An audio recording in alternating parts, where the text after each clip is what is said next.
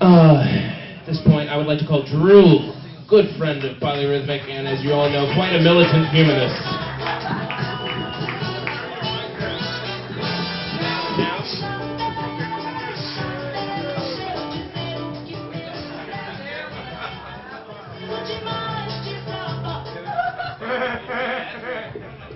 On a completely unrelated note to this poem, I just have something I'd like to say to all the Chicago hipsters.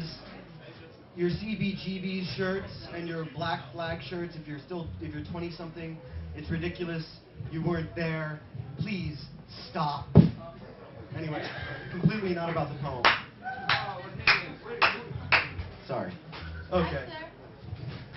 It's Drew's really punk rock. Oh yeah. Folk rock, baby, folk rock. I'll just take my twang and go. Okay. Dayton's a hard town. This is I guess it's my baseball poem about train stations or something. This is the blue line at Austin. Near the train tracks at Austin, it smells like piss and decay. Everything is rotting. The platform itself resembles a corpse. Every time I go to visit my sister, she complains about my smoking. Every time I step out on her back porch and puff, she yells at me. She's angry. She says it's gonna kill me. She's right. I tell her so. The luckiest cigarette is, of course, the last one you ever smoke. The final inhale is the sweetest thing since kissing. The final exhale is as close to death as you'll get without actually dying. 2. Grab the rosin bag. It's your turn out the bullpen. Sweet Lou has called your number. You are up. The mound is yours. The game is, as it should be, in your hands.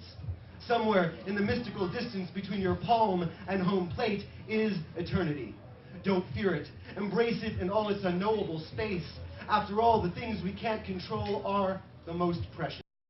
And the things we can control, the grip at the seams, the spin of the ball, velocity and motion, are just tools, are weapons in an unfathomable world full of unfathomable distances, and the looming threat that despite your best intentions and most practiced motions, your aim will not be as sweet and true as you hoped.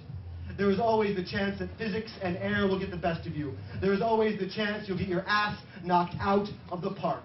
There is always the chance the strike zone will be unfairly judged. There is always chance. The goal in this is to throw as few pitches as are necessary. The goal is to get off the mound as soon as you can. The goal is to get up to bat as soon as humanly possible. The goal is to make contact. The goal is to achieve the unlikely and improbable. We, as human beings, have discovered exactly 0 ways to become divine, but hell. Rounding first and stretching a double might be as close as we're ever going to get. You see, the batter has the toughest job in the world. The major league fastball is almost impossible to hit. The act of swinging is almost Herculean, baby. The conquest in contact as amazing as Armstrong on the moon. The crack of bat on ball sounds as sweet as Armstrong on the trumpet. But only if you're the batter. Only if your swing swung truest. 3. In train stations, baseball metaphors are a bit of a 7th inning stretch. At Austin on the blue, no one can tell who's pitching and who's trying to get a hit. Whenever I imagine myself as one or the other, the pitcher or the batter, the other always becomes a metaphor for death.